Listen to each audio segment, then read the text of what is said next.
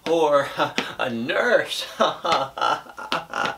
They'll tell you what drugs to get, because when you're doing bad, they'll tell you what's not.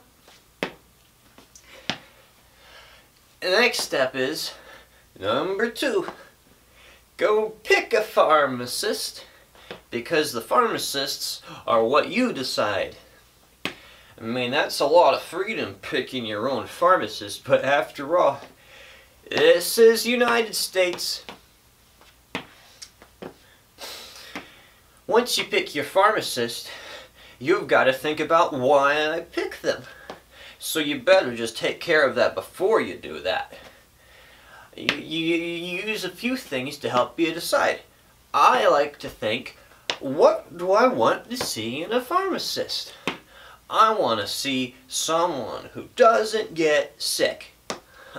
Because why would I want someone sick giving me drugs?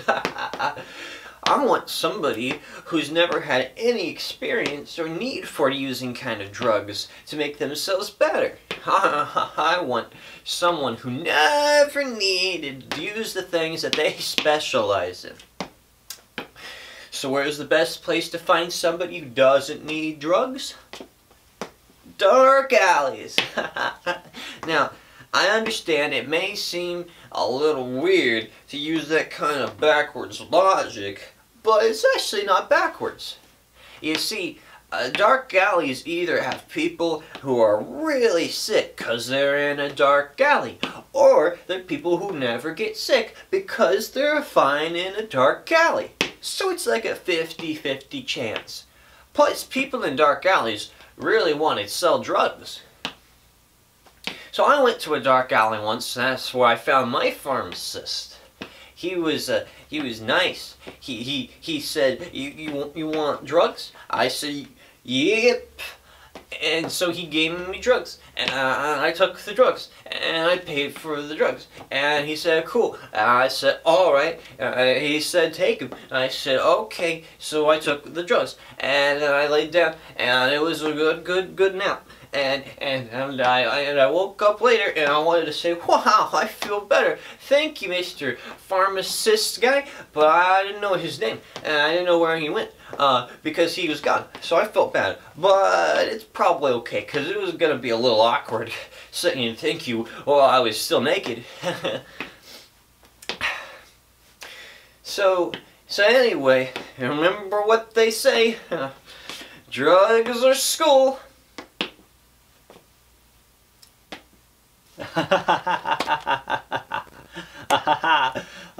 Wonderful. You know what time it is. Time to look at the countdown. 65, 64, 63, 62, 61, 60.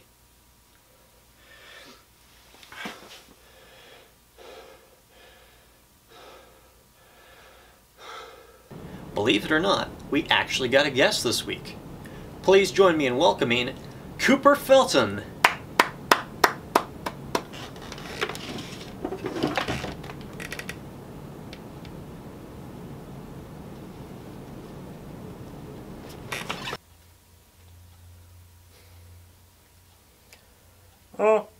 Well, hello there, Forrest. Thank you for inviting me on the show. So Cooper, tell us a little bit about yourself. What have you been doing lately? How are you? Let's get that out of the way. How are you? Oh, well, I'm doing fine. Doing, all right myself. Got a good lunch today. Gonna have a good one tomorrow. I hope. Now, Cooper, we've heard that you are now starring in a soap opera that's airing on Channel at Time PM. Tell us a little bit about that. Oh, yeah, well, I suppose that's why I'm here today. There's this new soap opera called Puppet Problems. It's gonna be really great. Really? Well, yeah, I actually brought a clip today if you'd like to show it. Well, I'm sure we can hear that. Well, let me set it up for you. In this scene, I get betrayed by my wife. All right, let's roll the clip. Oh, Jack. Jack, where did you learn to use your mouth like that?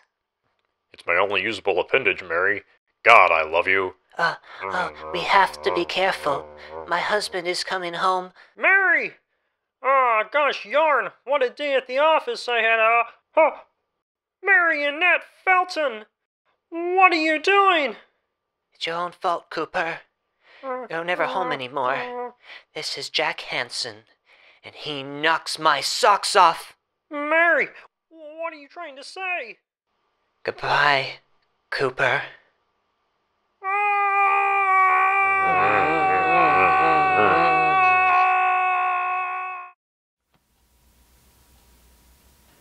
So Cooper, could you tell us and your fans, how do you get in character for a scene such as that?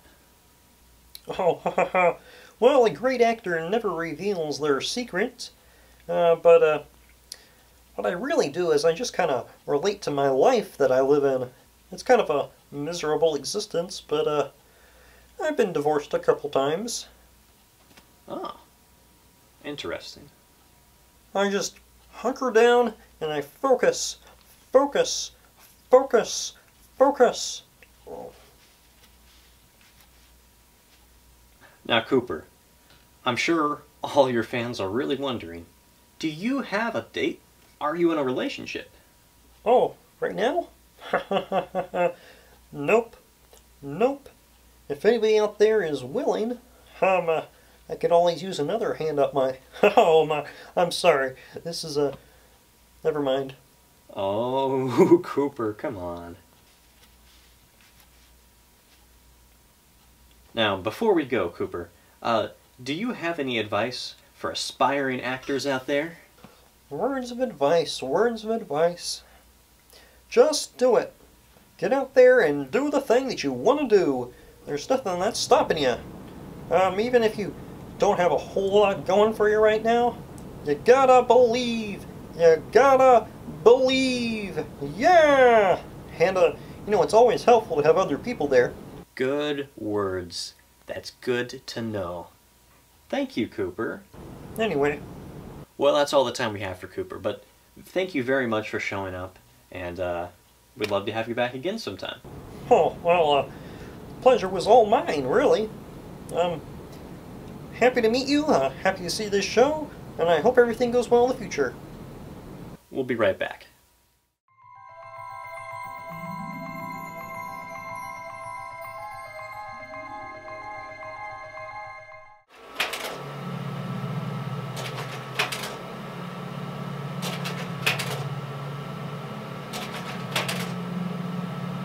What are we doing now? You guessed it. Checking back in with a countdown. 43, 42, 41, 40, 39, 38, 37. And now we have a poem from a bard. Hither, friends, and hear me tell a tale that never slogs, a poem of the trenchcoat and the 27 frogs. The reception tends to vary, some may chuckle and some will sob, the olden tale that's often told of frogs in deep with the mob. I hear the frogs did overstep, they merely walked into a bar, and asked for drinks, never to think they were a social faux pas. We cannot serve you, the tender cried, with gangsters' rules and all. Only humans can buy the drinks. What gives you the gall? For their mistake, the frogs upset the mob boss, Big Jim Joe. And so the froggies ran and scampered and came to me, you know. They begged to me and pleaded, their froggy voices high, "Please help us to escape them, we fear our deaths are nigh." I was not sure, did hesitate, though their words were ringing true. And then they flashed their sorrowed, beady eyes, so what else could I do? I gave to them a trench coat. They puzzled as I said, "Wear this, they'll look for frogs, you'll be a man instead." The frogs agreed, and with such speed they organized their kin. The coat ruffled, rumpled, and shook as they got amphibian. At last the frogs had all amassed the 27 ran, all flippy-flop internal, while seeming as a man. They zigged and zagged and hurried, I can hear them on the street. Slip-slap, slip-slop, pat-pat, flip-flop, the sound of webby feet. I, of course, was questioned by cop and mobbish lout, and thus I could scarce prevent the word from getting out. Our populace now fears them, small frogs acting bizarre. We shun them, but for the sin to want to be as we are. So you who walk with no stigma, please take care not to gloat. You're lucky, unlike the 27 frogs in the trench coat.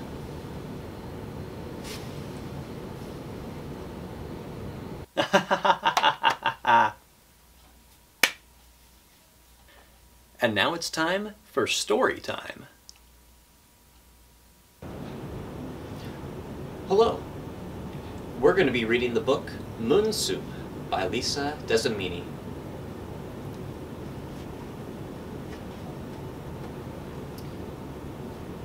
I've got the house to myself, and I'm making moon soup.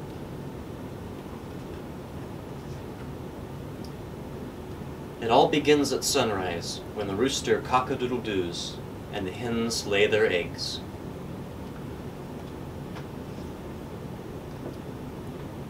Six eggs are what I need, no more, no less. I toss them into the biggest pot I can find. If not, an umbrella will do.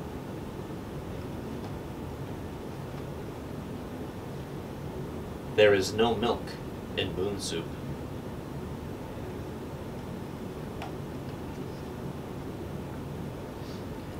Purple is the main ingredient. I gather lilacs and violets at noon.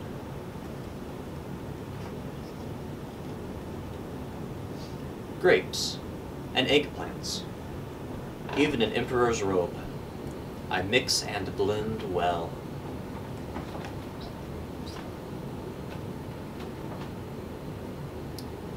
I need teacups galore.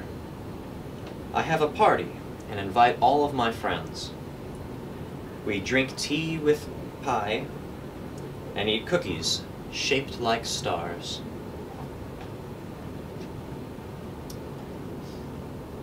Everyone sings and laughs and talks.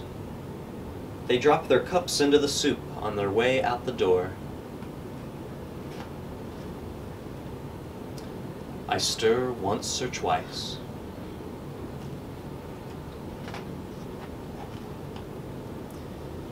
As the clock strikes 6, I grab a giant net and scoop a peachy sunset. Then I turn on some music and dance, letting the soup simmer until the moon is high.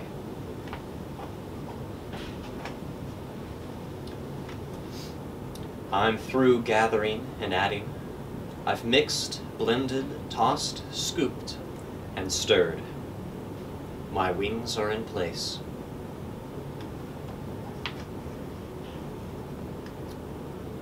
I fly through the window and zoom past the stars, because moon soup can't be eaten in the kitchen or the yard, in the meadow or in my room.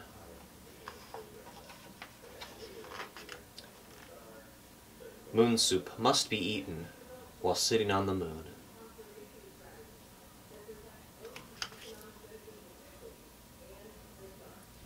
Thank you for listening with me. I hope you had a good time. Wonderful. You know what the time is. It's the countdown times. 5, 4, 3, 2, 1. Thank you.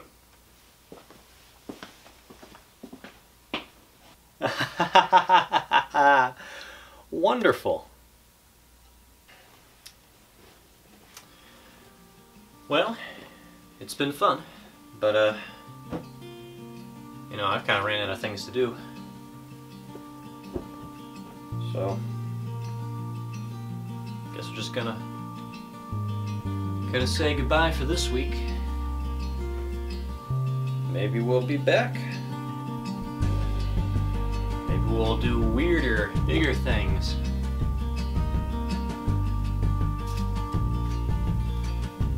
Maybe we'll do less things. Maybe we'll do small things. Maybe we'll do large things. Maybe we'll do moderately sized things.